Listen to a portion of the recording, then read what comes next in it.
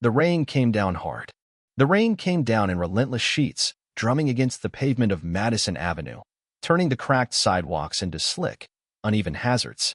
The streetlights flickered in a dull orange haze, barely illuminating the rows of worn-down brick buildings that lined the street. It was late, long past closing time, but inside the small corner diner, Emma Lawson was wiping down the counter, her arms aching from a brutal double shift. She'd been on her feet for over 12 hours, the sweat still clinging to her chestnut-brown skin as the lingering heat of the grill finally cooled. Emma wasn't one to complain. This job, backbreaking as it was, paid the rent. It kept her afloat. Barely. And even at the end of a long day, she refused to let exhaustion dull her kindness. That's why she noticed the boy. Out beyond the neon glow of the Madison Diner sign, a figure sat hunched in a battered wheelchair. His dark hair clung to his forehead in wet strands, his thin coat soaked through, no more protection from the cold than a piece of paper. His hands clutched a frayed gray blanket that barely covered his legs. His knuckles were white from the cold. Emma frowned. She set the damp rag down, pushed open the diner door, and immediately winced as the cold wind cut through her thin uniform. But she ignored it. "Hey there, sweetheart," she called gently as she crouched beside him.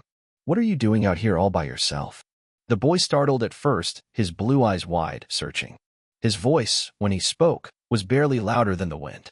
"I'm waiting for my dad," he mumbled. Emma glanced up and down the empty street. No one was coming. The only other light was a dim glow from the pawn shop across the way, its neon cash for gold sign flickering in the rain.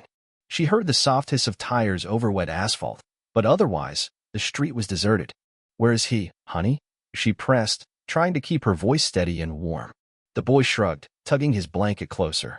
Emma exhaled softly, biting the inside of her cheek. She'd seen too many nights like this. Too many kids waiting for someone who wasn't coming. "You can't stay out here, not in this weather," she said firmly, offering him a smile. "Why don't you come inside with me? It's warm, and I've got something special just for you." He hesitated for a moment, but then, slowly, he nodded. Emma didn't waste another second.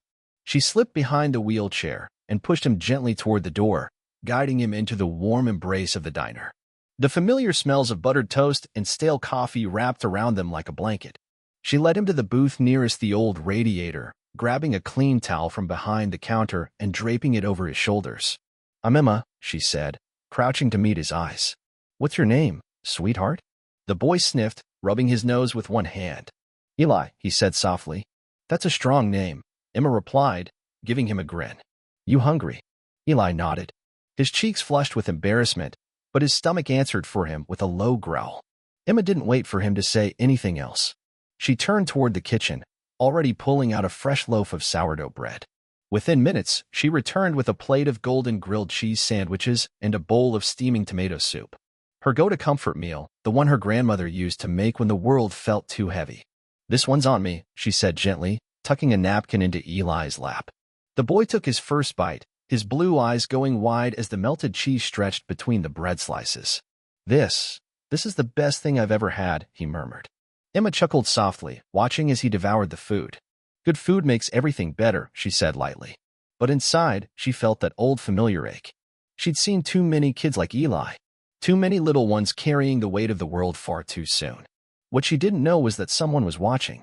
Across the street, a sleek black Bentley idled in the shadows, its tinted windows catching the glow of the diner's neon sign. Inside, Christopher Langston sat, his sharp gray eyes focused on the scene unfolding inside the diner. At 46, Chris Langston was a man who had built his empire on control, on precision, on ruthlessness. Langston Innovations was the beating heart of Chicago's tech world, a billion-dollar machine that ran on efficiency, not sentiment. Chris, as its CEO, made sure of it. No emotions, no weaknesses. And yet, there he was, watching, thinking, because Eli was his son. And that woman, the black waitress in a faded uniform, wiping soup from his son's chin, was feeding him for free. Chris's jaw clenched. He had been late tonight, caught on an emergency call with investors in Tokyo. He told Eli to wait by the diner. He hadn't expected this. He picked up his phone, dialing quickly. "Maya," he said when his assistant answered. "Get down to Madison Diner. No suits, no heels. I need you here in 20 minutes. There was a pause. "Sir, find out everything about the woman who just fed my son," he said sharply. And then he hung up. Back inside, Eli laughed, crumbs on his lips. Emma wiped them away with a napkin, shaking her head. Messy eater, huh? Chris watched from across the street, his expression unreadable.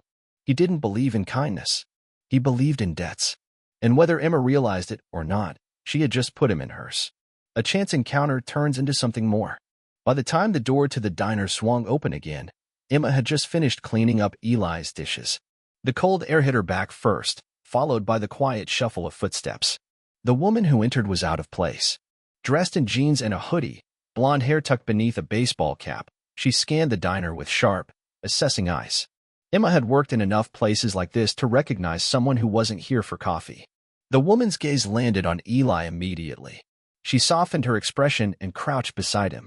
Hey, champ, she said smoothly. Time to go. Eli frowned. But I haven't finished my milk.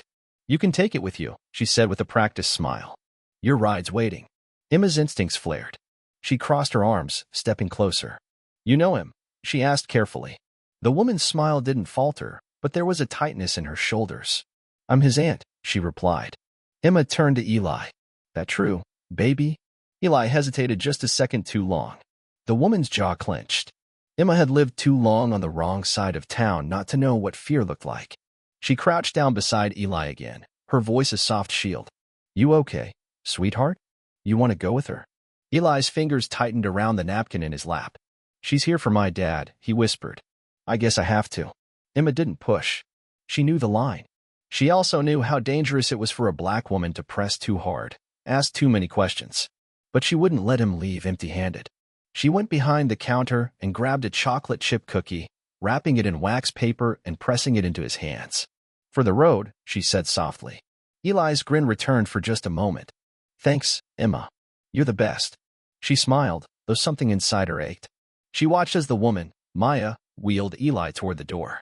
Just before they left, Maya glanced back. No words. Just a look. A warning. Across the street, the Bentley's headlights flashed. Maya guided Eli inside, and Chris Langston stepped out of the shadows. His figure was broad and imposing beneath the diner's neon glow.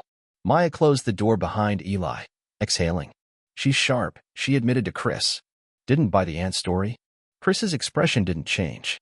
But she let him go. She didn't have a choice, Maya said. You know how it is. A black woman makes a scene, and she's the one in trouble. Chris's jaw tightened, but he said nothing. She's not like the others, Maya added. She didn't ask for anything. Didn't play a game. Chris already knew that. He'd seen it the moment Emma Lawson stepped into the rain without hesitation. The way she spoke to Eli like he mattered. Not like he was an inconvenience. That made her dangerous. I want everything on her, Chris said. Name. Address. Background. By morning. Maya hesitated, then nodded. Understood. As the Bentley pulled away, Chris wasn't thinking about business or profits. He was thinking about Emma Lawson, and the debt he owed her.